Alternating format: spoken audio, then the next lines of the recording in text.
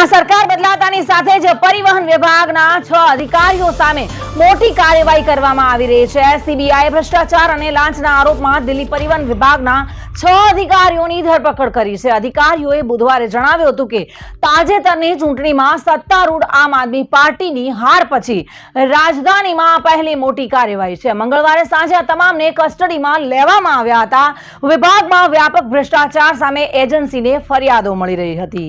આ મામલે સીબીઆઈએ જણાવ્યું છે કે ધરપકડ કરતા પહેલા ફરિયાદીઓનું નિરીક્ષણ અને ચકાસણી કરવાનો નિર્ણય લેવામાં આવી રહ્યો હતો। ફરિયાદીઓની ચકાસણીમાં પ્રથમ દ્રષ્ટિએ વિવિધ સ્તરે ભ્રષ્ટાચારના સંકેતો મળ્યા છે, જેના પગલે અધિકારીઓની ધરપકડ કરવામાં આવી રહી છે। હાલમાં તમામની પૂછપરછ ચાલી રહી છે। એક અહેવાલ પ્રમાણે સીબીઆઈના સૂત્રોએ જણાવ્યું છે કે ગઈકાલે સાંજે દિલ્હી પરિવહન વિભાગના અધિકારીઓની અટકાયત કરવામાં આવી છે। આ તમામે ખાખી વર્દી પહેરી હતી।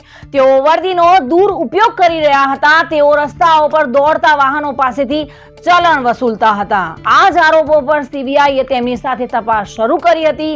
સીબીઆઈને જાણવા મળ્યું છે કે T4 અને T5 સ્તરના કર્મચારીઓ સામે ભ્રષ્ટાચારના આરોપો પ્રથમ દ્રષ્ટિએ સાચા હતા, ત્યારે હવે આજે સવારે તેમની ધરપકડ કરવામાં આવી છે।